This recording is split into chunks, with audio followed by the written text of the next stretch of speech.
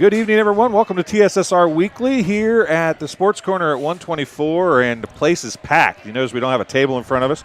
Justice Keene is to my right. Jerry Cremer is to my left. And I want to start out by saying that Western Illinois University men's basketball can beat Iowa.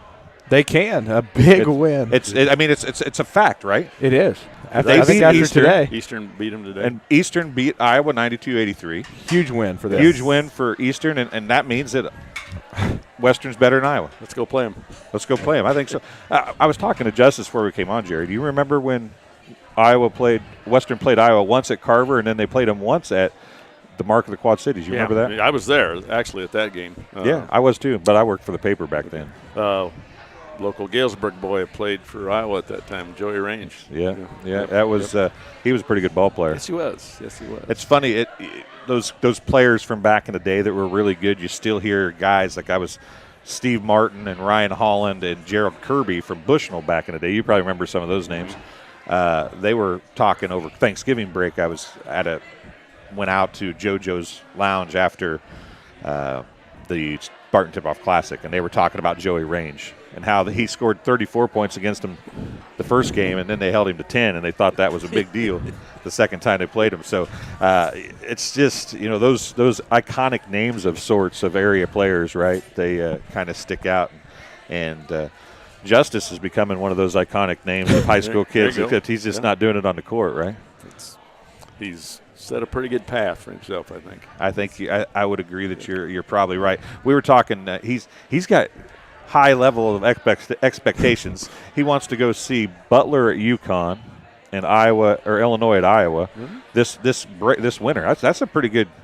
Those are now he might get some help along the way, maybe dad and grandpa or something. Nice. Yeah. Hope so. Yeah. That's the goal. Be two good trips, really. Yeah, they would be great trips, and that's the cool thing about where we live. I mean, everybody says we're in Forgottoni, and we kind of are, but Justice, those trips aren't that bad from here, are they? They're not, and you get out on the road and you head to Iowa City, and it really doesn't seem like that long, and then there's so much you can do and get out, shop before the game, and go out and do all these great things, and get to go see a great ball game, and good time, great experiences, and family time with doesn't get better than spending it at a ball game.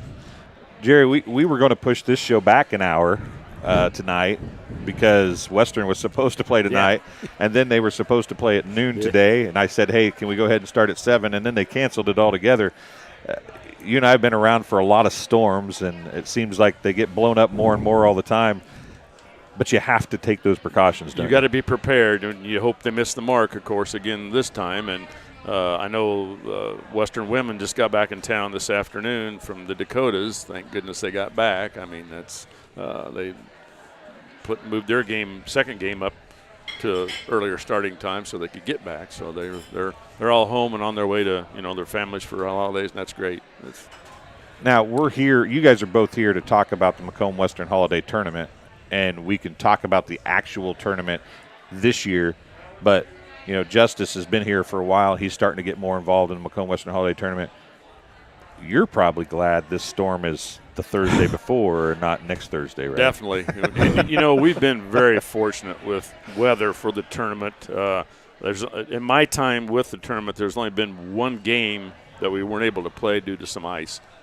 Not the whole tournament, just one game. So we've been really lucky. I mean, that's and, of course, most of the teams are in the area, so they can get here, Of course, we always are concerned about the kids getting back home, that kind of thing, and that's one of the things we will not play on New Year's Eve because of that. We want the kids home. Right. We don't want them on the road New Year's Eve. So we're happy to have them here, but we don't want them here on New Year's Eve. So. Justice, it's nice to be able to be part of the Macomb-Western Holiday Tournament. The weather doesn't affect you as much being in Macomb, but as a high school kid – and you see all these high school kids traveling in, do you think they think much about that, really? I mean, all honesty, the kids on the teams? I'm sure a little bit, with the weather and all that type of stuff. But, I mean, this is such a great time of year, and I can't thank Jerry enough and the tournament committee because really when you're at the tournament, you don't really see any problems come up because of Jerry and the committee, and they do such great work to avoid those problems. And, I mean, this tournament is so well ran, and all the way from, statistics at the scores table to behind-the-scenes work to each team having tournament hosts, sponsorships. I mean, what a great ran tournament, and Jerry and his crew do a phenomenal job every year. Well, Thank you. We'll take a little break here real quick, guys, and then we'll come back and we'll talk about the tournament and the tournament bracket that's set up with some really good teams. Justice and I saw some of those teams last weekend at the Great Western Shootout, and we could talk about the tournament and the seedings, and I can only imagine, as we talk a little bit about that, how hard that meeting was, deciding who was going to be at the top. But we'll save that for when we get back. How's that sound? Very good. We'll take a break and be back on TSSR Weekly live from Sports Corner at 124 in just a few seconds. I went through MDH when we were trying to get pregnant. We were struggling the first year, and then when we got pregnant, I stayed at MDH and through labor and now for pediatrics. My experience was nothing short of phenomenal. I was met with amazing staff members who helped me through concerns that I had when she was first born, helping me learn how to be a new mom. It was really reassuring and comforting knowing that I had so much support and kindness around me. My entire pregnancy at MDH was amazing. At Western Illinois University, leathernecks don't just blend in. Our purple stands out. Our students are innovative, creative, and resilient. At WIU, there is limitless potential, with campuses in Macomb, the Quad Cities, and online. Visit wiu.edu/potential to become a leatherneck and get an education that stands out.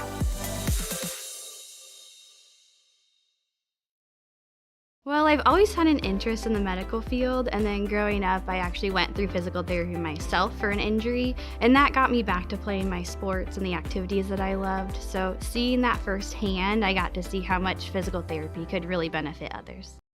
And welcome back here. It's time to talk about the tournament and the bracket, and I was going to pull it up off the break, and I didn't, so I'll just do that right now while we're live on air. The tournament bracket, I know that Justice, because Justice is going to have to do this thing completely by heart here, and he's going to We got Paul Bubb in the house here tonight. Yeah, Paul Bubb was up there eating some pizza, I think, a little bit ago. Hey, Paul, you want to come join us here too? Talk about Western? No? You got to let Justice do it? Okay, we'll let Justice do it. Paul, the athletic director at Western Illinois University, and obviously – before we go any further here, Western Illinois University is a very important part of this deal, right? It truly is, and they are wonderful hosts to us. I mean, they give us the facilities for 3 days. I mean, you can't ask for any more. I mean, teams love to come here. We're treated well by the folks at Western in the athletic department. I mean, I was out there a little bit today, and they're, what do you need? What do you need? You know, it's just, and most of them, some of them are headed home, you know, but it's wonderful that we're able to have the facility to use. Now, if you go back a few years, Super Sectional was here. And all those teams wanted to be up here to play, you know, in the holiday tournament, maybe playing in the Super Sectional. So, of course, that's all changed. But it's sad that that's changed. It is, truly. I don't know if Justice remembers that either. No, that was before my time. There was some great basketball, and that whole Western Hall, bleachers on both sides pulled out. Yeah. It would take you, even as a journalist, you still had to wait in line to get out of that place afterwards. It was amazing. It was awesome. It was great. I mean, it was the good old days. I mean, and why Western doesn't get a Super Sectional anymore is beyond me. I mean, that's another thing for another day. Yeah. But and I don't. I mean, maybe it's Western's choice, but I don't think it's Western's choice. IHSA I would guess no. ought to be looking at some of these colleges like Western, the size of Western, Eastern, stuff like that.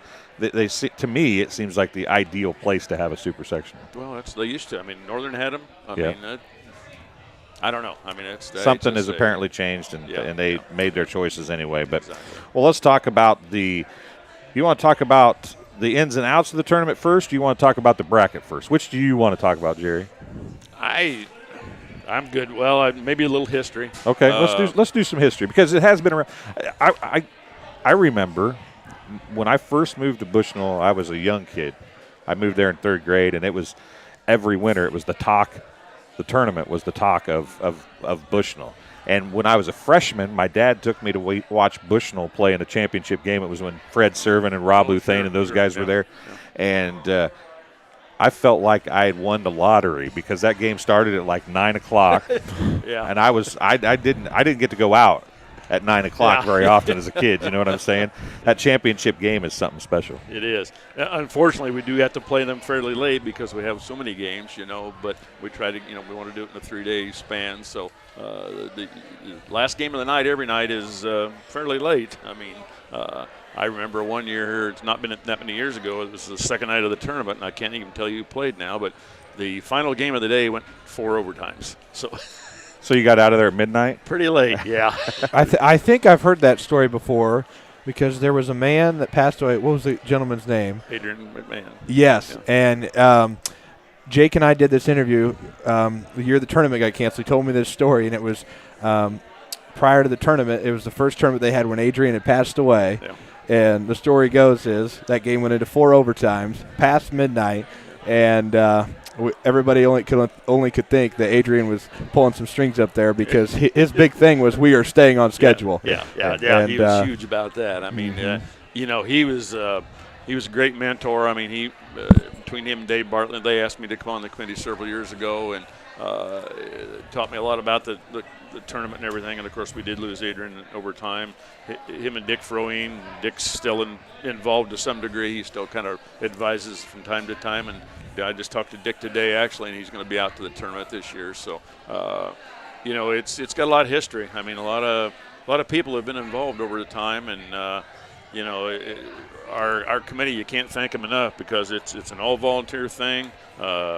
Has nothing to do with Macomb Athletics or anything. All Steve Horrell is on our committee as well as Paul Bubb from the Western Athletic Department. But it's just a group of guys that want to see it succeed, and that's what's happened. We actually have some second-generation committee members now.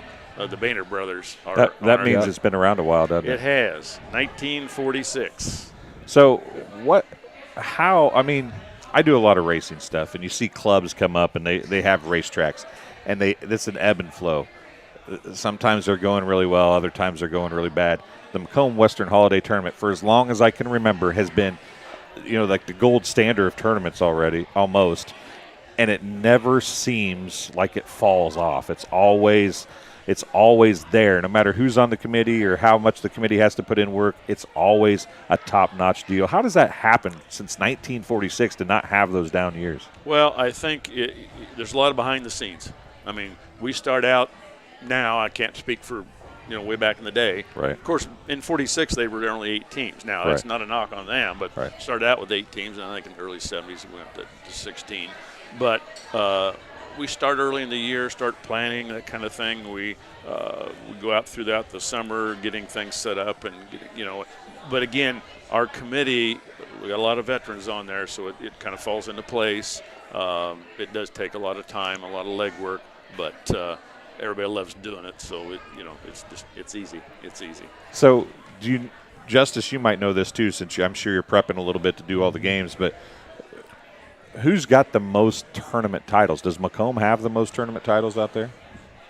Do you know? I don't think so. I think Chris Derry just ran this poll the other day. Talk to Jerry for a second.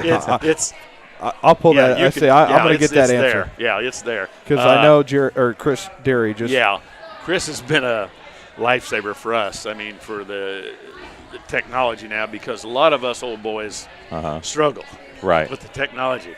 Justice, Chris, those guys, they grew up with it, so he's kept us on task. Macomb's in the running. I wouldn't say they absolutely had the most. They had about, I think, a 3-year run there at one time. Outside of Bushnell, who had been in there for a long time before they left, I would imagine Macomb has to have been there more than anybody else, right? No, they've been there. I mean, they've been there every year, right? But throughout the tournament, yeah. So they've had the most opportunities. Yeah, exactly. Well, that's true. There isn't anybody else in the tournament that's been there every year, is there? No, I don't believe so, no. You found it yet, Justice? We're still scrolling. Yeah, Twitter's a great thing, except you got to find it. That's right. It's never, except when you want it. It should be. It should be on the website. So, surprised Chris is not calling in and telling us who it is. Let's say I'm waiting for a text. Chris, the live chat is open. You can just hop in there and tell us who it is. So let's talk about Pittsfield. Pittsfield has the all-time most wins, huh? Yes. Now that's surprising. Yeah, it is. I mean, Pittsfield's had some great basketball teams for a lot of years. Don't get me wrong, but the caliber of teams that have been here for multiple years, like Pittsfield, it's hard to believe that Little Pittsfield is the one that's got the most tournament titles. Sure. You know, they've had. I mean, I worked at the Macomb Journal for 10 years, and every year Pittsfield was good. So I mean, if you really step back and think about it, it's not that big a surprise. But at the same time, well, they have apparently a lot of good athletes. I can remember back when I was way younger, that there was a lot of Pittsfield kids that came up here and played football. Right. For Western. I mean, yeah, they've produced a lot of athletes out there. So Justice mentioned having team sponsors. Macomb Journal used to be a team sponsor, and I was the representative one year. I think I was with the Illini Bluffs, if I remember right. That is an important side also of being able to put this tournament together, isn't it? Definitely. And you know what? We go out every year. We go back to the individuals or the businesses that sponsored the year before and say, do you want to do it again? We rarely get a no. I mean, it's just the community supports this thing 100%, as well as they do a lot of other things. I mean, right. I'm involved with other fundraising groups, and you rarely get a no from anybody. I mean, Macomb is huge about the businesses are huge about supporting whatever the cause is. I mean, it's just we're lucky to be here. I mean, that's. So as you look back through the history, you look at the history of the committees, you look at Pittsfield being the most winningest team in tournament history. What is it about the history that keeps this thing going? Well, I think a lot of it is, again, the teams want to play in Western Hall. I mean, it's huge for those young ball players. I mean, it's just nice to play on a college floor. I mean, some of them may never get the opportunity again. Some of them may go on and play 4 years for a college. Right. Environment, but some of them may never get the opportunity again. So I think that's a lot of it. I mean, and we get a lot of area teams, so it's teams that know each other to some degree. I mean, they've played each other before, and of course now things have expanded so much that the AAU clubs, a lot of those kids from different teams play together throughout the summer. I mean, so they're good buddies. I mean, right. They see each other. Yeah, they know the families know each other. I mean, it's a kind of a way of life now, and it's a year-round thing, where it used to be seasonal more so. But so, Justice, you're new to the gig, relatively speaking. Yep. I mean, if you consider it started in 1946, that's even before me. Yeah. You're new to the gig, and when you look at it from that respect, what is it about the Macomb-Western Holiday Tournament that gets you so excited? Oh man, I mean, I don't even know where to begin. I mean, there's such a I don't even know what the right phrase is. I mean, it's such a family atmosphere because everybody knows everybody. I mean, that, when you walk in at 9 in the morning, you're going to see, let's say Farmington's playing. You're going to see the likes of Coach Jeff Otto and Coach Lozier and all the wonderful Farmington people. And then, you could be sitting there all day and you're going to run into people throughout the day. I mean, you're going to run into Toby Whiteman and Andy Say and all the great people, Rick Driscoll, the committee members, and Brian Sullivan, who's on the stats and does a phenomenal job with that. And, I could be sitting there at 8 a.m. and be just a little tired, but then at, 9:30 p.m. Monmouth-Roseville could be playing, and Dave Giles is still going to walk in and slap you on the back and say, hey, how are you doing? And that's just what makes this tournament so great. It's great people who get together for, great cause, and it's just such a well-put-together tournament, and it's going to be good basketball too. But the family part of it, where everybody knows everybody, and it's right after Christmas, and it's just a special part of December every year. Well, he mentioned Jeff Otto from Farmington. If I say Farmington basketball, what pops into your head? Not Jeff Otto. Well, although Coach Worsba. Yes. Tom Worsba. Yeah. I mean, I go back, and I wasn't saying that anything against. No, but that's just I mean, explaining the history of this thing, right? Macomb, Farmington back then. I mean, it was just every game was down to the wire. It just and this. I don't care what gym you played in. Go back to the old Farmington gym. I mean, it was small, so it got filled up easy. But if you were here or there, the gym was full. Right. I mean, it just or at Western Hall. Yeah. Just. I mean, it doesn't seem like today where I don't know what the issue is, but Well, we don't have the fans. If you were at Macomb last night, they Yes, honored yeah, they honored Dave Stewart last exactly. night. Yeah. You know, there's not nearly as many Dave Stewarts anymore, is there? No, I mean, there's Dave not. Stewart goes to almost every Bomber sporting event, especially the ones that are home. There's just not very many of those guys anymore, or women for that matter. So, and that's I think that's a big difference. You know, I think you're right. It used to be that everybody in town came to a high school sporting event. Now it's parents and maybe somebody who knows somebody, and that's the biggest part of it, right? So it's a little different that way. But let's the kids deserve better. You know, they put in all the work, and then they don't have a crowd there. You know, I feel bad about it. I mean, and we're not at every game. I'm not slap myself on the back by any means. You know, I gotta give Justice our time. He steals Coach Anderson first all the time because he's closer to Coach Anderson. Yeah. And then Coach Anderson was walking across the gym last night, and somebody stops him right in front of me and talks to him for like 4 or 5 minutes. I don't know who that was, Jerry. We were but actually making arrangements for practice tomorrow, so we didn't really talk about the game, actually. What time you want to practice tomorrow and all that good stuff. So, I mean, that was that conversation. I may or may not have called you out on the broadcast. That's okay. I mean, I'm not – that's neither – I mean, I'm not going to say I did or didn't, but sorry, I couldn't resist. You're fine. So some of the sponsors, do you know any of those, or do you remember most of those sponsors? Boy. Yeah. Or maybe some of the longest running sponsors. How about that? Well, of course, we'll have to start with Citizens Bank. They are our lead sponsor. They've been involved as long as I've been around the tournament. You know, we got Jimmy Kohler at Brown Shoe Fit. Jimmy's been a huge does good help. work. He always asks, what more can I do? Right. Kind of thing. So he's been huge. The other banks in town, of course, have been sponsors as well throughout the years. Again, like I mentioned earlier, the businesses are very good to us. I mean, we just don't hear no. I mean, it's just, and you know, times are tougher now. I mean, that's, you know, businesses are suffering. I mean, because of everything, and yeah, we're going to do it. So MDH obviously is a big supporter of TSSR Game Time Live.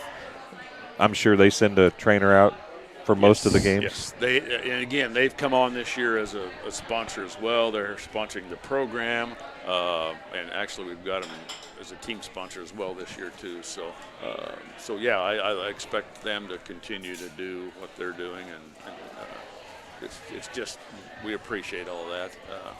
The thing that we've run into a little bit is some of the businesses, corporate sponsor. Run the organization, not the local folks, so we have to jump through some hoops to get the help. But it usually happens. I mean, the local folks see that it gets done. So. Right. Yeah, corporations are a great thing and a hindrance all at the same time, aren't they? Yeah. Okay, we'll move on from that statement. Let's talk about the schedule. Obviously, we don't know what the schedule is going to be after day one, except for the times after day one. But Illini Bluffs and Monmouth Roseville kick the tournament off at 9 a.m. On Tuesday the 27th, right? Yes. So it's a 9 a.m. game. A couple teams that were both at the Great Western Shootout. Monroe's got a pretty easy win. Illini Bluffs got a pretty easy win. Illini Bluffs is a team that everybody expects to be a regional champion, maybe a sectional contender in Class 1A. Likely see them maybe at Bushnell at a regional or a sectional, because Bushnell's got the sectional this year. So that's a game that Illini Bluffs usually travels real well. Monmouth Roseville has a good history in the tournament, and they're not far away. Very well. So does that go into that first game decision at all? I think the biggest thing with our first game is we look back at 3 or 4 years. We really hate to give it to anybody, but somebody has to be there. So we have to get it started. So we try to spread it around more than anything. That first game. So you don't look at who's bringing who. You just make not so everybody much doing it at the same time all the time. Like I said, we look back 3 or 4 years and see who hasn't been there at 9 o'clock, you know, and then you get the opportunity to do it again. So somebody's got to do it. It's unfortunate. I mean, it's you know, if we could spread it over half a dozen days, we wouldn't have to start till noon. But we've got 3 days to get it done. So Illini Bluffs saw them play Macomb earlier this year. Macomb handled them pretty well. They struggled. They beat A-Town pretty handily, but struggled on Saturday at the Great Western Shootout. Monroe's won easy on Saturday, or relatively easy. Illini Bluffs has got tons of height, a lot of athleticism, not real physical. No. So I think that's the key. Monroe's pretty physical. They've got Downs, Braden Downs, a really good physical player that can get up and down the floor and get down low. Should be a good matchup. It should be. And, I mean, I look at that entire bracket, and I really don't see a bad game on day one. And, you know, you got Illini Bluffs, very well-coached team, and they're going to play hard. Monmouth Roseville under Jake Soto's phenomenal coach in himself, and he took over for Coach longtime Hall of Fame coach Chuck Grant a couple of years back, and that's a great way to kick off the tournament right there. And then, I mean, you're going to have a 10:30 game up next with the number one team, Rock Ridge and Liberty, and you know, as I look through, that's going to be the most lopsided game of the tournament. It might be. I mean, and that's nothing against Liberty. No. Liberty, a fabulous basketball team last year, not what they were last year. This year, and Rock Ridge, we saw them, and I know that you guys waited to see what happened at the Great Western Shootout to kind of make your decisions. They are legit. They've got 2 or 3 good players, and they're good. I truly believe that's exactly right. And you know, again, it's there's nothing scientific that goes into this placing. We don't get to see enough, you know. So most teams haven't played that much. So it's just you look at what's there and do the best you can. We're never. We don't think we score 4 in a row. I don't think so. No, it's not. I mean, anytime you seed something, it's the reason why they seed, and that's the reason why they play the game. If the win isn't seeded right, they'd never. Sure. They just give everybody a championship and be done. Yeah. But Rock Ridge, very well coached this year. They went to state last year. I was down at the state tournament when they played, and very well coached squad. And you know, they've had great success in this tournament as well. I mean, they had a 3-peat in there, and even in down years for them, they don't really have down years in this tournament because I feel like there always could be the dark horse, even if they're not one of those top 4 teams last day of the tournament. Well, their big player, or not, he's not the biggest player on the team, but the one everybody thinks of is going to be Jace Whiteman, a name that Macomb folks know that name really well, right? Bushnell-Prairie City folks know the Whiteman name really well. I mean, the tournament knows the Whiteman name really well. I mean, number 3, isn't it? Yeah, it's he's a legit player too. He is, and he gets up and down the floor, knows his role on the floor, and has his dad on the bench. I know that's got to be kind of special having that relationship, and from that standpoint. But great player, great kid, does his job on the floor and gets it done for the Rockets. Yeah, interesting. They were down. They were leading 11-10 over Columbia at one point in the first quarter, and he had all 11 points. So he could shoot the ball a little bit. He could score a little. For sure. Game 3, West Hancock and Canton. West Hancock is the team that gave Macomb one of its 3 losses in the very first game of the year. And I'm not going to lie to you, I have not seen or heard anything about Canton this year.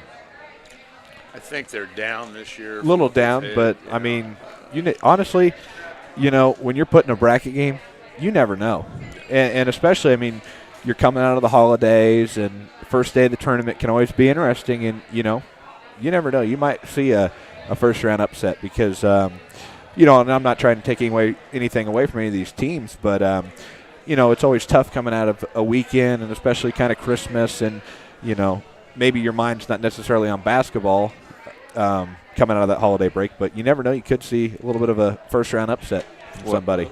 And none of these teams are used to playing in the morning. Absolutely. So their schedule is completely, and like you said, they've been home for a few days, and it's hard to get back on track. And then maybe a few extra days if the storm comes through like they're talking about. Yeah. I will say West Hancock is a team that they have a player or two that looks like basketball players. I don't know that you would ever look at West Hancock and say, man, that looks like a great basketball team. But they play as well as a team as about anybody and they take advantage of everything that they can. You know, they play good defense, and they know what their limitations are offensively, and they stay away from those limitations. And you have guys like Luke Jacko, who looks like he should be an offensive tackle or guard, and he's out there with a lot of finesse, really. And you know, you have Siegfried and some guys like that. It's a team that I think, if things would go their way, that could sneak up on some people too. I mean, I'm not going to lie about that. Now, some people I heard talking, Camp Point Central, the number 4 seed, plays Lewiston in game number 4. heard some people talking, how's Camp Point the number 4 seed? How's that happen? And you got to look at the beginning 3 or 4 games of the year and pretty much throw them out. Yeah. They played in the state championship game for football. Yeah. And, of course, their only loss was, I believe, to Brown County. Correct. Who I think so. They just, like you said, they just come off the football championship or finals. So nobody's been able to stop them yet. So. Well, and I'll tell you what, you look down and somebody's like, well, I don't see who the win is, what big win here or there or whatever. But you look through the list, and they've beat some pretty decent teams, at least some historically good teams. Yes. So Camp Point, Central Louis, and you have to feel like I think Justice Camp Point's the obvious favorite in that one. Absolutely, but I mean, that says a lot about their football program and their basketball program. And I know Coach Dixon I'm sure he does a phenomenal job, and he's a great coach. And I mean, that says a lot about their kids to be able to transition right after that state championship game into basketball season and say, let's get locked in and focused, and to start the season like that, and definitely have earned that 4 seed. So then we move to the number 1 team in Class A, the number 2 seed in your tournament, Southeastern against Abington Avon. A-Town has predominantly been a solid, good basketball team. They are down this year. Southeastern, we cover Southeastern on TSSR Game Time Live, and Danny Stevens is legit probably the best player in the tournament. I mean, Jace Whiteman's a really good player, don't get me wrong. Danny Stevens, everybody says, oh, he's just walking on at Missouri. He's going to earn a scholarship at Missouri. I wholeheartedly believe that. I mean, the kid can play some basketball. They are not much after him, though. They're very good. They're very good defensively after him, but they don't have the Fry from last year to add some extra points if something happens. But he is so good that right now, with great team defense and Danny Stevens scoring a lot of points, they're winning games. And they go as he goes, and of course, I've talked to some people that, well, if we can hold him down, we got a shot at him. Nobody's been able to do that. Yeah, nobody's been able to do that, right? It hasn't happened to date.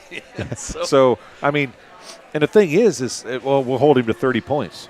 Well, they only gave up 27 the other night. So, and that was against Fulton, who's a pretty decent basketball team. I mean, those kids that don't look to shoot a whole lot really take their defense seriously for Southeastern. And I don't think that just shutting down, holding Stevens to 25 or 30 points doesn't necessarily get you a win, because those guys will dump in 10 as a team. That gets them to 35, and you might not scoring 35 against Southeastern is not going to be an easy thing to do this year. You've got to erase that number. I mean, and like you say, you've got to earn it. Right. I think you're going to earn it whether you hold him scoreless or not. That's kind of the feel I get. Were you there for any of the Southeastern games? Yeah. And I mean, they were triple guard. Yeah. We were talking. We were on air together, and then we were right. talking about they were triple guarding, but talented team, and Danny Stevens, a phenomenal athlete, and that's incredible for him to head to Missouri, and it'll be certainly interesting to see him earn that spot on the roster, and I think that's a promising athlete with a great future right there. Yeah, because I remember saying to you now that you don't get to see triple team. You don't get to say that phrase on air. Say triple team very often, but hey, push that microphone up a little bit. There I know you go. A lot of us that follow the Leathernecks would have loved to see him come Absolutely. here. Absolutely. But I don't blame him for doing what he's doing. No, that's an opportunity of a lifetime there. That is most definitely correct. Yeah. So let's see if we can get in here. Now, Macomb-Pittsfield is the next one. So I'm going to just throw it out there. I don't know for sure, but probably the 2 most winningest teams in the tournament history. Macomb and Pittsfield do the 6:30 game for a chance to play Southeastern or Abington Avon. I'm going to say probably Southeastern. So they have a chance to play the winner of the number 5 game in the 6th contest. So I think depending on which Macomb team shows up, Justice, that's a toss-up.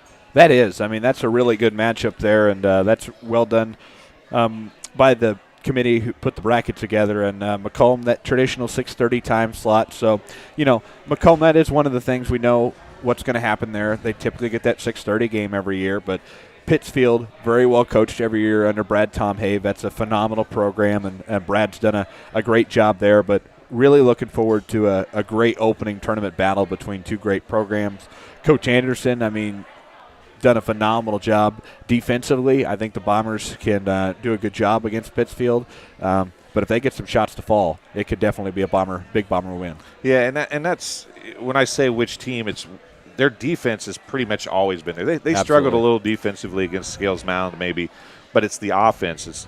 Does the offense really show up? Sure. The offense, whenever the offense really shows up for Macomb, they're really, really hard to beat. Absolutely. But it just depends on whether that happens or not. Yeah, and we kind of talked about that a little bit. We thought it might be one of the better matchups the first day if Macomb's clicking. And I want to point out that Coach Anderson told me on the postgame show last night, you guys did not do them any favors, giving them Pittsfield in the opening round. I've heard that. And now here's the thing that I want to point out, okay? For years, it's always like, oh, Macomb gets the soft side of the bracket. Macomb gets the soft side bracket. You guys did not do Macomb a single favor through. I mean, if they get to the championship game, they have to beat Pittsfield, which is never an easy out, no matter how good or bad people think Pittsfield might be. Then they got to beat the number 1 team in Class A. And then if things go as planned, you got Eureka waiting for them in the semifinal. And then you're going to go up there and play probably Camp Point or Rock Ridge for the final.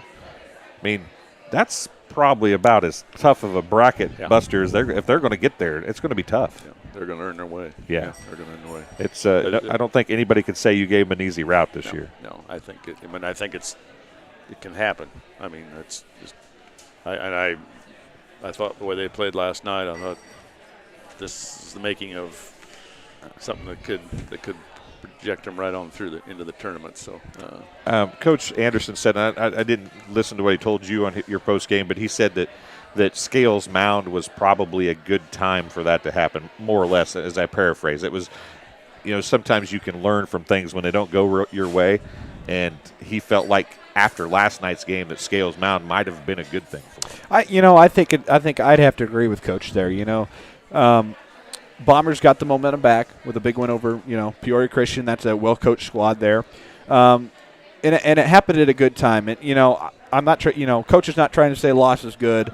I'm not trying to say loss is good, but if you read into the lines there, what we're trying to say is when you're playing those tough matchups late in the December before you go in the holiday tournament, that's good because, you're seeing a very well-talented squad who's ranked in class 1A, 2A, 1A. 1A. Yeah, 1A. And, it's a confidence booster. You're playing a team that's quality level, and right before you head into a tournament, and Bombers are going to ride in on a little bit of more momentum with the win over Peoria Christian, like I said, but that's a good time for that to happen. Well, as we move on from that number 6 game, number 7 has the aforementioned Eureka against Illini West, which we've seen on numerous occasions this year. Illini West is not a give-me for Eureka. I mean, that's a game that the number 3 seed might look at and say, boy, you could have been nicer to us. Illini West, if they start shooting the ball well, can be really tough to beat. Yeah, I think they're a little down this year, but yeah, you're right. They can come on and score. So that's. They got beat by several at this tip-off classic by West Hancock, and then went to West Hancock and beat West them. Hancock Yeah. later.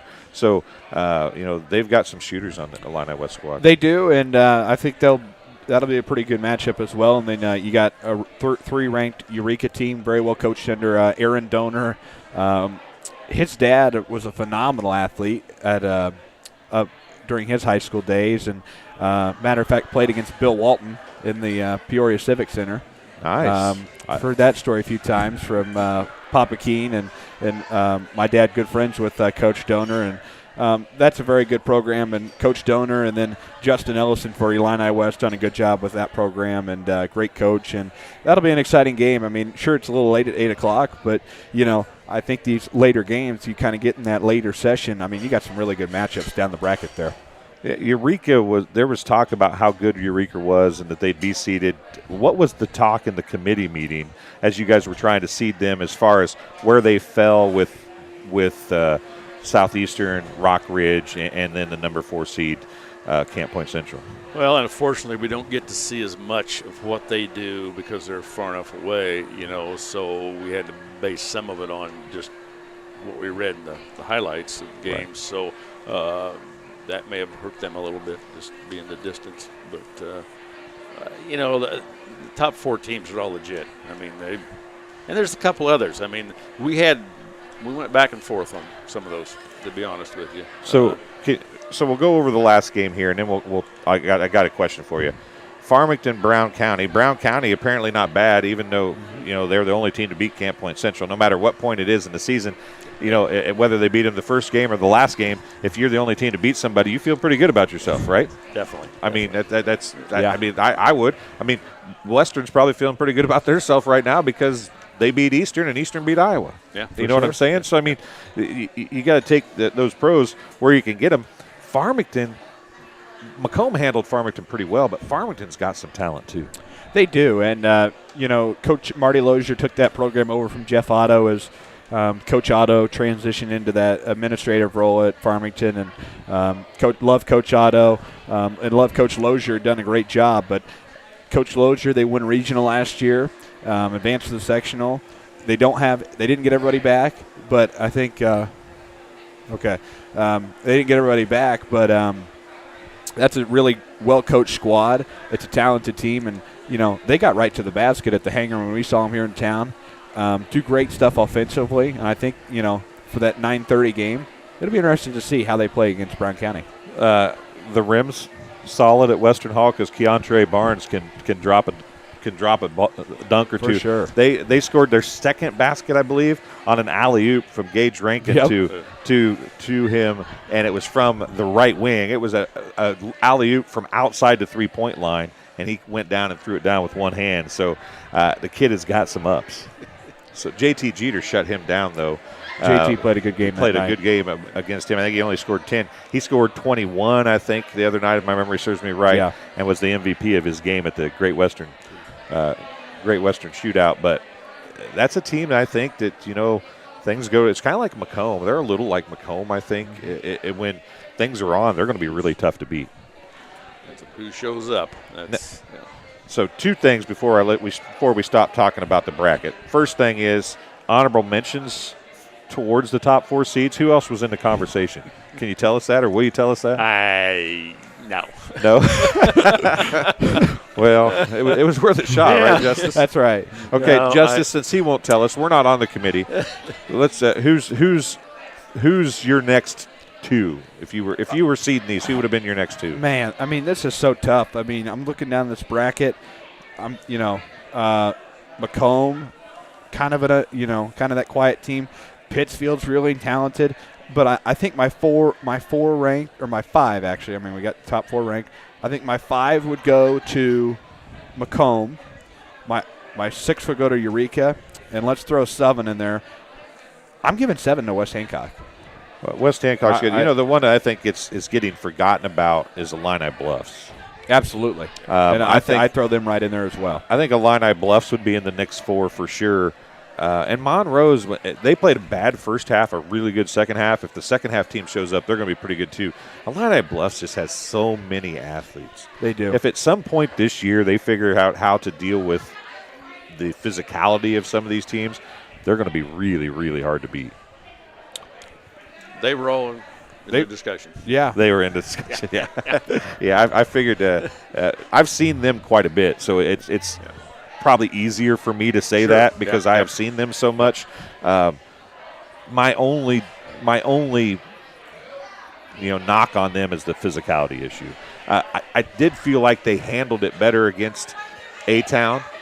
A-Town isn't as skilled physically. I mean, Macomb gets physical, but they're skilled physically, meaning they do it a little more skillfully. Sure. A-Town's not quite as skillful in that, but they still beat on them pretty good, and Illini Bluffs held their own a lot better. So, I don't know. I don't think I would argue with your top 4 seeds here, but Illini Bluffs would have been in the conversation. Macomb would have been in the conversation, but it's really hard to put Macomb in that conversation if you're not putting West Hancock in the conversation. Absolutely. Just because West Hancock beat them. Yep. It's hard to say they're number 4 now. West Hancock's lost a few games since then, but it's more than the record. Right. It is more than the record, but it's still, you can't look past the record either, right? I mean, you try to learn a lot from everything, but at the same time, you can't look past it. The unfortunate thing again is that there's just not enough games. They haven't played enough to really kind of set the tone, I don't think. So, and it's that way every year. So we do the best we can with what we've seen, and like I said, we've never hit 4 for 4. So, well, before I go here, I said that you didn't give Macomb an easy route to a championship, but in all honesty, you look down through this tournament. I covered a lot of Macomb-Western holiday tournaments back in the day with the Journal. I don't know that there's any teams in this that are as good as some of those teams that really dominated tournaments back in the day that made it a little easier to pick the winner. But you look through this, and there's 5 or 6 teams legitimately, maybe even 8, that if things went the right way. I mean, this is good. Nobody has an easy route through this tournament. I don't think so. No, I think there'll be some upsets. We know that. I mean, that's just what makes it exciting. So that's the whole fun of it, right? Yeah. If there weren't any upsets, you'd just go straight to the championship game. Yeah, just hand out the trophy and everybody goes. It'd be a lot easier for you guys, wouldn't it? Oh, we'll just seat it. Okay, here's the championship game. You guys come play it. It'd be 3 days from 7 a.m. to 11 p.m., kind of thing. So I could get a whole lot more sleep. Yes. Maybe, they're doing all this stuff. They play the Super Bowl on Madden. Maybe you could just skim through it. Skim through it like they do on make NBA some game play all the games for you. That wouldn't be as much fun, though. No, it's just fun to see the people out there. I think the fans again. I think they enjoy it, and we've got several people that are there for the entire tournament that sat there and watched every game. So that's you kind of feel good about that. Yeah, it's amazing that people do that, isn't it? Mm-hmm. When they don't have, and some of them, or a lot of them, don't have anybody involved in the tournament. No, absolutely not. I mean, maybe way back in the day they did have. I can think of some that their kids played way back when, but no, they don't have any grandkids or anybody. They're just there to watch basketball. Well, Justice was going out there all the time, and he didn't have. Yeah. I mean, Macomb, he was a Macomb student, but outside of that, you didn't have that one thing to keep you there all day, other than wanting to see some good basketball. Absolutely. Right? And, I mean, these Christmas tournaments are just best time of the year. And, you're on Christmas break, and, I love living out there for 3 days. I mean, it's so much fun. There's great basketball, great people, and it's going to be a phenomenal tournament this year. So December 27th, if you don't have anything going on, you should be at Western Hall watching basketball. And if you work during the day, don't worry. There's plenty of time at night, right? Yeah, you got all night, too. And I will throw in something a little bit. We haven't raised our ticket price for several years. It's still $5 per session. And there's 3 sessions, right? It's each day. Yeah. That's pretty cheap entertainment, really. I mean, to come down to it, we do clear the gym after each session, of course, and recharge and come back in. But it's just $5 is good for good basketball. Yeah, I go anywhere else. I go to races. Okay, I do a lot of racing, and tickets now are $12 for a normal weekly show. It lasts 3 to 4 hours.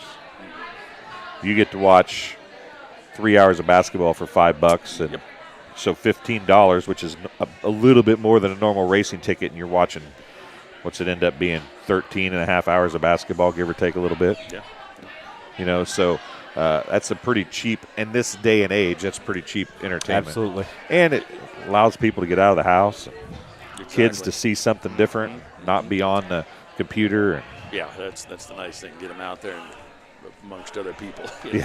And we have never charged a team an admission fee. It's always been free admission to the teams. I mean, there's no fee for the tournament. I know a lot of tournaments charge for that. For teams to come and play, we've never done that. Hopefully, we'll never have to, because again, it's for the kids. So that's the one last thing before we take another break here. Southeastern, you brought them in, I think, for a 1-year deal essentially. Yes. Some people, well, why would you do that?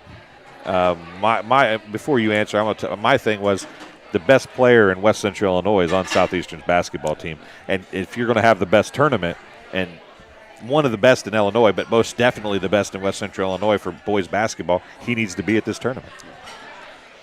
That we talked about that a year ago, and reached out to the coach, and it was a mutual agreement that it would be a 1-year program. based on what he sees coming down there too. So, and yes, it'll sell tickets. I mean, like you say, he's probably the best player in the area by far. And hopefully, the fans will come and follow, and I think they will. We're kind of maybe looking for a match up there Tuesday night or Wednesday night with Macomb and Southeastern. That's a good ticket seller. So, and that's our income. That's where we generate our money from ticket sales. So, other than our sponsors and so forth. But so that's how we afford to put on the tournament, pay for facilities, pay for everything, the officials. I mean, and that's another thing. We've been very fortunate to get some really top-notch, what we think, officials, and they always want to come back. So we're treating them okay. So they want to come back each year. Well, I mean, my experience is you treat pretty much everybody okay. You even have a decent hospitality room now. We do. Yeah, Rick Driscoll does a phenomenal he job. Does that. I'm not going to lie to you. As a media person, that's how we rank tournaments. It's not about the sports or what sport it is or what game it is or who's playing. How good is the hospitality room? That's why I'm still heartbroken that Roseville closed, because Roseville had the best hospitality room for their holiday tournament. But it was always before Christmas. Back in the day when the Peoria Journal-Star was doing a lot of sports, which unfortunately doesn't happen today, we were written up about our hospitality room. So yeah, it's, and I think the people that are involved appreciate that. I mean, the officials are there all day, so they've got an opportunity to eat something decent. Coaches, of course, media folks, and we try to take care of everybody. So it's just, and again, it's all the businesses help us out with that. We get food from the restaurants in town, and it's just again, community. That's the whole deal. Okay, Justice, I'm not going to ask you to do it now. You have to do all the games, but before we leave today, I want to ask you to give me your final four. Okay. I'm not going to ask you to give me a champion. Now, if you want to give me a championship game, I'll let you do that. Okay. I'm not going to put the whole champion, because you do have to announce everybody's game. Yeah. So I don't want to. I don't want to I put can't that be on biased. you. I don't want people to think I'm being biased. Yeah. Right. I won't put you down that road. But I'm going to ask you the final four. Jerry, I'm going to ask you the same thing. Okay. So we're going to take a break. We'll come back, show you some highlights from the Great Western Shootout. And one of the things that Reed Kelso pointed out is the same thing you do. He doesn't charge the teams for the Great Western Shootout either. Same concept. Might have something to do with the fact that he's from Macomb and kind of knows how the Western Holiday Tournament works. Yeah. Could be. It might be. So we'll be back after a couple-minute break. We'll have some highlights, and then we'll get the final four from Justice and see if we can pry something out of Jerry as well. We'll be right back here on TSSR Weekly, live from Sports Corner at 124 in just a couple minutes. After my appointment that day, I just made up my mind that I'm going to have my baby here in Macomb and this hospital, because irrespective of where you're from, who you are, it's just their line of duty to make sure they give care, make you comfortable. I told about the staff of MDH, they're all good. And you will get all the support you need. This is just the best place for you and your family.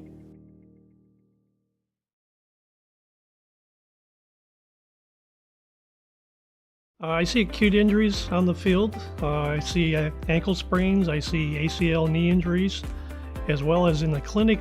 It's very rewarding to see them from on-the-field injury to rehab to transition back to their event. At Western Illinois University, leathernecks don't just blend in. Our purple stands out. Our students are innovative, creative, and resilient. At WIU, there's limitless potential, with campuses in Macomb, the Quad Cities, and online. Visit wiu.edu/potential to become a leatherneck and get an education that stands out. Minimally invasive surgery offers a variety of benefits to the patient. We're now able to offer patients a variety of operations with small incisions rather than big open incisions. The surgeries that we can do now, minimally invasive, include bariatrics, hernia repair, colorectal surgeries, faster recovery, smaller incisions, faster time back to work. It was the community that really drew me back to Macomb. I'm from a small community, and I'm from a farm family, and ultimately I always wanted to practice in a place like that, and I felt that I had the ability to connect to people who with a similar background from me, and the fact that the staff members at the hospital and the support, all the support staff at the hospital was also focused with the goal of patient care. It felt like it just all came hammered at home for me.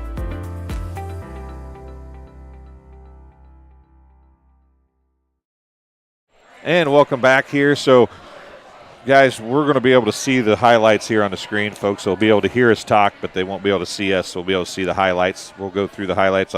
First one's going to be Rock Ridge and Columbia from the Great Western Shootout. Very good game. Rock Ridge got a 59-53 win. And, boy, Columbia's got some good players, and so does Rock Ridge. This was a really good game. We'll start off with Whiteman nailing a three from the corner. This is Jace Whiteman. You'll see a lot of that in the tournament, I'll guarantee you. Really good three-pointer there from Whiteman, and does a good job hitting shots when the Rockets need it. And there's a Wilson with a block from behind for Rock Ridge, so they can play a little defense too. And here is Dylan Murphy scoring down low. He's a 6'7" senior for Columbia, and he's shooting over 50% from three-point range. Columbia did a good job just hanging around with the Rockets during this game, and they were right there with them right to the end. There's Landon Bull with an and one, and he ended up being the MVP. And here's Murphy with a block. Down on the board, banging it off the board and getting the block. A lot of people, you can see Coach Say there yelling it was a goaltend, but and there's going to be a three in the face right here for Murphy. Bang. Nailed that one. Now here's Landon Bull. Again, now this kid, he's a big kid. He was outsized height-wise, but not physically, and he just did a nice little power post move, spin move, and gets the layup right there. Well done. And then, that's a team, guys, that I think Rock Ridge brings everything to the table. They've got the fast, relatively large ball handler shooter in Jace Whiteman. Sure. And then they have Bull, who isn't the tallest of post players, but he is a true post player. He is, and that really good Rock Ridge team, and I'm excited to see what they do in the tournament.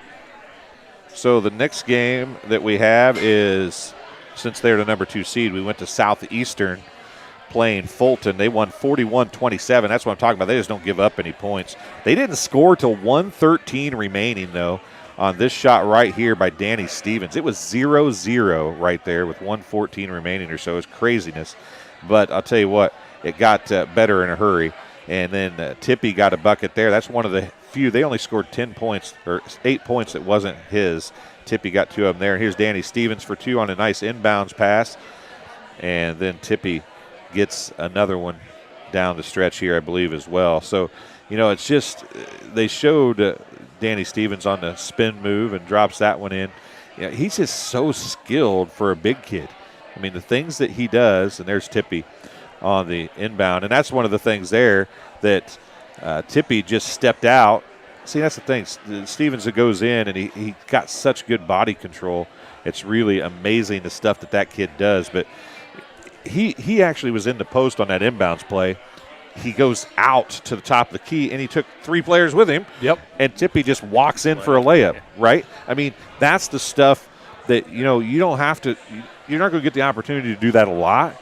But if the kids you have on the team know their role, which these kids understand that Danny Stevens is the guy on the team, and they can take advantage of those opportunities, that's what makes them tough to beat. And I think that's going to be the key the rest of the way for Southeastern. I could be wrong, but I think that's the most important thing. Well, they've just got to be ready for their opportunity. They know they don't have to score a lot, but they've got to be ready when the opportunity is there. For sure. Very, very talented squad, and then another team that's going to make some noise in the tournament, I'm sure. Yeah. This one is Macomb and Scales Mound. Now, if there was a team that you don't have that I'd like to see you have, would be Scales Mound. They put it on Macomb 50-31. And here is Connor Watson hitting a 3. Wasn't a whole lot of that for the Bombers. As here, Holthouse gets the rebound on an Ian Case miss, and Holthouse is going to nail the tray from the corner. Like Braden Holthouse's ability to step up this year, football, basketball, and he's going to be a really good athlete. And here's a steal by Connor Watson, and he gets the layup. You can see the cameraman was so amazed that he stole the ball that he barely caught up with it. And then Langdon Allen with a jumper from the baseline, rattles it around and falls through. And then Nolan Kerr, who might be one of the biggest surprises of the team this year, he's going to get a bucket here on a nice pass from Connor Watson. And very consistent ball player. I mean, he doesn't have a down night, I don't think. No. Sometimes he doesn't score as much, right. But his defense is never off. I mean, he played Persinger yesterday. He did against Peoria Christian, and Persinger's a legit player. He is. I mean, he had 11 points in the first half. He had their first 8 points, I think, or 8 of their first 10. Yeah. And Nolan Kerr more or less said, "Okay, that's enough." In the second half, he just shut him down. And that's what the Bombers have been able to do so many times this year. They have, and Nolan Curry, another player for Coach Anderson that's done a great job this year.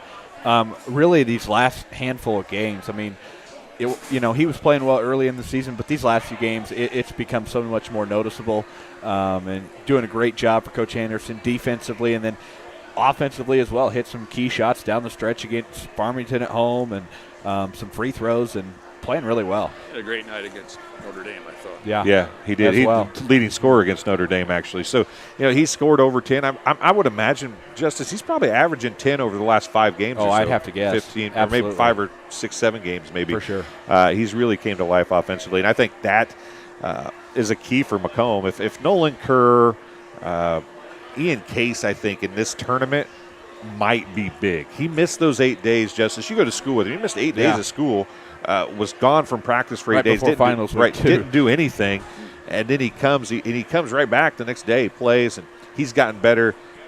If Ian Case gets his legs and his wind back, that makes Macomb a whole lot better too, because he's the real, true, big post player that they have. For sure. I mean, Ian Case, he gets right to the basket. He'll find a way, and the big man down low, him and Jack Duncan, done a great job this year, and it's been nice to see them working together offensively and defensively. Yeah, Jack Duncan is obviously the unsung hero of that team, I think, really. For sure.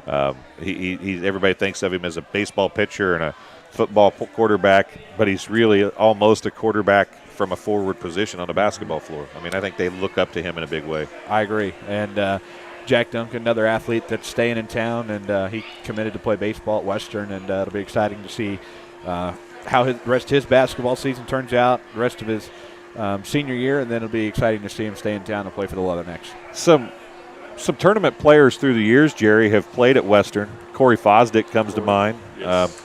One of the super sectional kids, Brian Heisler, played from Warsaw. So there's been some kids that play at the tournament, that play at Western Hall, got to play at Western. There's some kids in this tournament, I think, that are skilled enough to play at Western. I agree.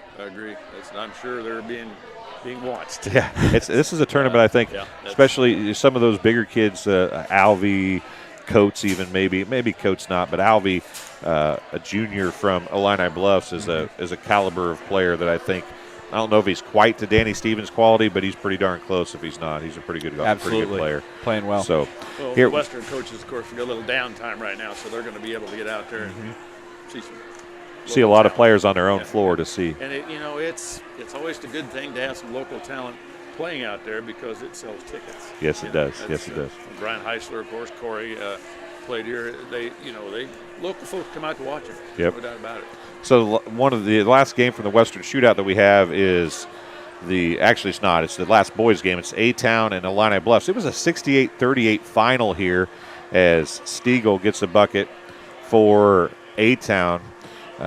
Marler's going to get a bucket for A-Town. These are going to be mostly A-Town highlights because we technically do cover A-Town. But, you can see just here how much of a struggle the length and size of Illini Bluffs is for A-Town here. And A-Town's just, I wouldn't say they're undersized really. They're just kind of an average size team. And it's just Illini Bluffs. And there's Alvey standing up there in the front. He just plays the top of that 1-3-1. And it is a tough thing for A-Town, as there's Hook, I believe, hitting the 3. Pugh and Hook each had a 3. And Stiegel has another 2 here in a moment as well. And it's just that was Pugh first. This is Hook here with the 3. and then Stiegel's going to end with a 2 as well. But you could see as it got more physical, but I felt like Illini Bluffs handled this a lot better. They did not handle Macomb's physicality very well at all at the tournament. Do you kind of feel like that's kind of where Illini Bluffs needs to probably improve the most? Yeah, absolutely. And you're coming into and holiday tournament's a great chance to improve because it's at the time of year, and I don't want to say wins don't matter because wins always matter, but you get a chance to play with better teams and teams you don't see. You know, a lot of these coaches are using this tournament to kind of predict how postseason might be set up, and I think that's one of the things people don't see as much, you know, but coaches a lot of times will use, you know, the holiday tournaments to kind of see how teams compete with each other and possibly what that postseason could look like into February, early March. So, they've got a chance to come back the next day and correct what for sure might be a mistake or a weakness, you know. So that's the nice thing about the tournaments. Coach Anderson thought that part of the problem against Scales Mound was there's no history there. They don't have a history of Scales Mound to really have anything to dislike about them or really push to play hard against them. Peoria Christian gave them a game last year, so they had something with Peoria Christian last night.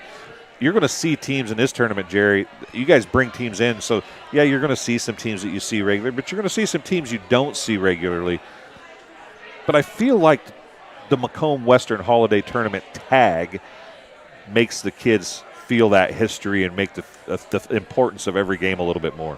I think so. I mean, again, the history. I mean, they've heard about it, you know, over the years. Maybe their parents, maybe their dad played in it, you know. So they have heard about it. So it's an opportunity for them to get out and like you said, play some teams that they may not normally see. Justice, you think that as a high school kid, you're a golfer. I mean, golfing's more of a personal thing, but you still have a team sport.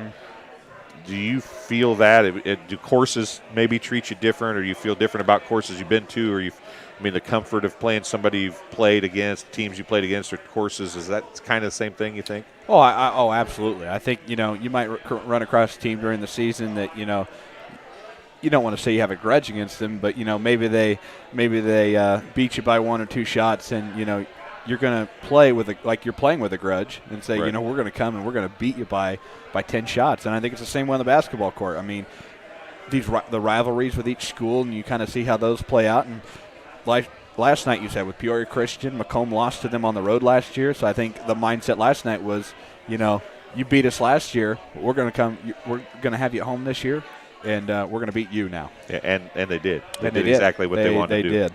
You're exactly right. So the last highlight session is the only girls game from the Great Western Holiday Tournament, and the Macomb-Western Holiday Tournament does not have a solo girls game in it. We'll just point that out right now. But Macomb got it. What was 61-39 win? Is that what we said it was? Yep. 61-39 win, as Caitlin Robinson hits the triple right there, and she was the game's MVP, as a matter of fact. Pieper hits one there for A-Town. Staffelbeam has been playing really well for the Bombers. Sarah has, and it's been really nice to see her come into rhythm, find it, and keep playing well for the Bombers. And here's a player that's played well for them all year long. Ainsley Holdhouse drops the long 2 right there, and she is very good. And here's Avery Stiegel, a freshman, folks. She's going to get a rebound and a putback here. A-Town's going to be good in girls basketball for quite some time to come.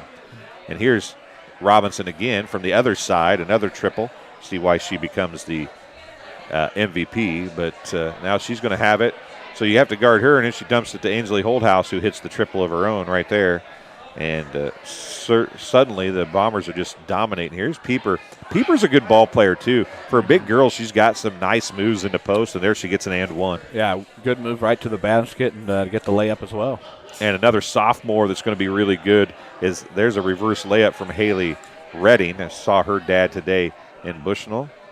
And there's a shot as well right there. So the girls' basketball, I feel like Justice might be a smidge down from what it's been as a whole in our area. But I think it's on an uptick is coming. It is. I think, you know, you're going to see some programs have those down years, but I mean, A-Town right there is really good.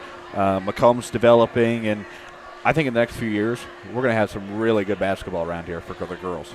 All right. We're a little over an hour here, so we need to cut this off. Jerry, you've been on camera way longer than you probably wanted to or planned to. Ever before, yeah. Yeah, so give me your top 16 teams. You're going to see them. You're going to see them all. Jerry informed me afterwards that probably prying the top 4 out of him would not be the easiest thing in the world to do, so I guess I'll let you off the hook maybe. I appreciate that. Whatever I say will be wrong, so it'll be wrong on different levels. That's the problem, right? Somebody won't like that you said it, and then it might not be right too. We got to be a little political here too, so because we'd like to have them come back actually. So. Well, then you don't. Southeastern's only on a 1-year deal, that's true. So you don't have to be nice to them. Yeah, I guess that's true. But I know that that Southeastern Macomb matchup would be a fun one in the second round, wouldn't it? It really would be. Nothing against their opponents, but we'd like to see that. Actually. Yeah, I'm sure that will help ticket sales. If Danny Stevens, I think, would have to have a horribly off day, but it could happen in the losers bracket too. Unfortunately, you never know with these games. I mean, that kind of stuff happens. So, Justice, Final Four. It's just so hard to pick, and you're not backing it. We're not letting you off the hook. Jerry and I said we're not letting you off the hook. Man, come on, you can Final Four. I'm gonna write these down now. All right, let me first say, one, I'm not on the committee. I had nothing to do with making that bracket. That's all Jerry's crew. That's all. Okay. Number two, whatever I do say, I'm going to call every game without any bias. So except when it gets close to the end and his team might have a chance to win or lose. No, I'm just kidding. And yeah, but all in all, let me say firsthand, great tournament lined up this year. I mean, this is going to be so much fun, and it's going to be 3 days of great basketball. With that being said, I'm going to go Final Four with Rock Ridge. I'll give you my championship instead.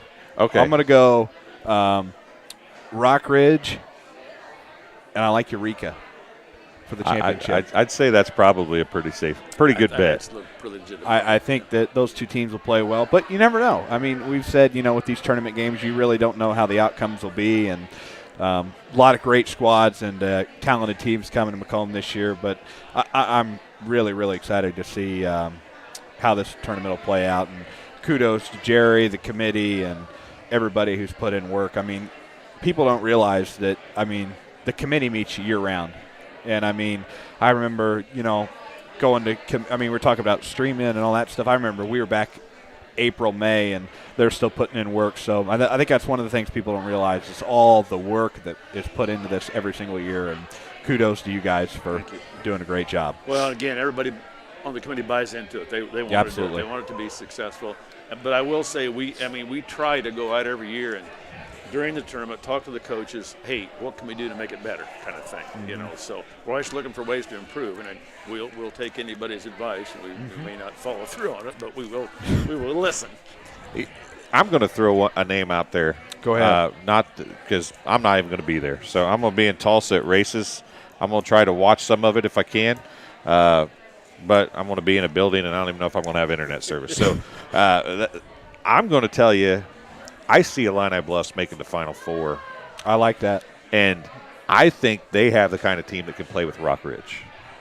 So if I'm going to pick a team that changes your championship game, I'm going to say it's Illini Bluffs. I would have to agree, and I think Illini Bluffs is kind of one of those dark horse teams that comes in. We may not be ranked, but, we'll find a way. And I really like that. And they're very well coached, and I think it's exciting to see how their tournament will go because, that next game, like you said, that's Rock Ridge and Liberty. Probably going to be going to be Rock Ridge, and those two teams meet up at 5 o'clock in the evening. That's going to be a good ball game. 5 o'clock on the 28th. Mark my words. Yep.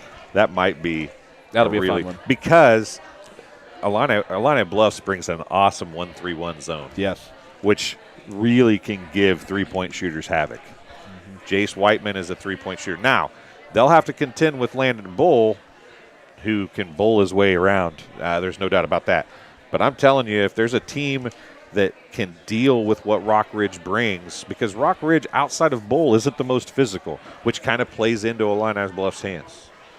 That's just my take on it. I think they might be the dark horse.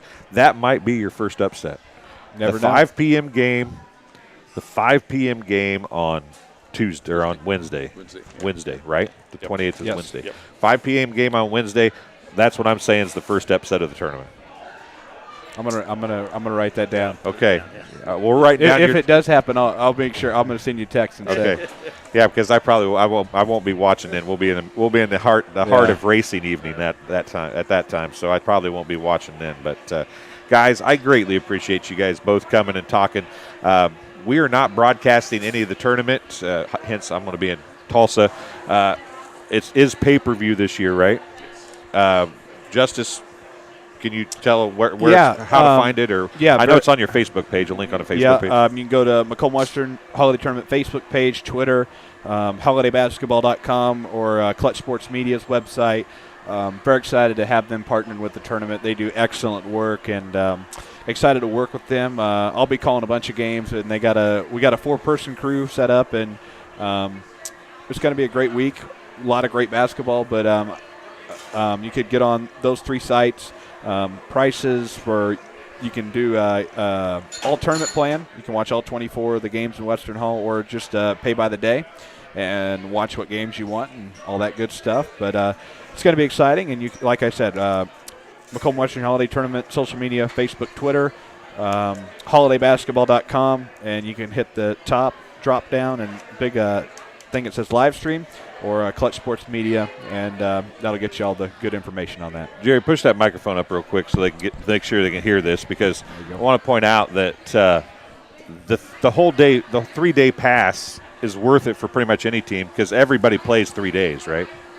Nobody. I mean, can anybody get knocked out the second? I guess they can't get knocked out the second day. If you lose the first 2, but there's only 4 of those. Yes, only 4 teams get knocked out. The other thing that I don't know we've publicized that much, but those games are going to stay up throughout the whole year. So correct. If you're a subscriber, you can go in there in January, February, whenever, and go back and pull a game up if you choose to. Yeah.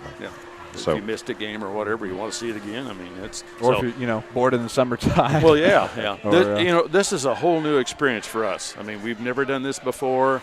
We're going to try it this year and see how it goes. Try everything. I mean, that's the thing. Having it streamed is the way to go. I mean, that's pretty much where everybody's going these days, future. right? I mean, hopefully we can reach out to some folks that aren't here that will be able to see their son, grandson, whatever play. So we hope people come out and watch it live too. I mean, we want. You get more money. You get more money, true. right? Yeah, that's. I mean, Clutch Sports can't do it for free, so no. You guys get more money from the people that come to the stands. So don't stay home just because it's available on pay-per-view. Come out and spend the $15 to watch it in person. Yes, and I believe the locals will. It's just like racing. I mean, I broadcast games every night of the week, pretty much, on TSSR Game Time Live. It's not as good as being in the gym. Mm-hmm.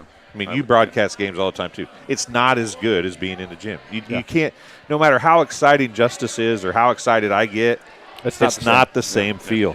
Especially, I mean, you guys don't have pep bands, but when the pep band's there and the cheerleaders are there, there'll be cheerleaders there. When all that stuff is there, there's nothing, and racing's the same way. You get the fumes and you get the noise and you get all the other stuff.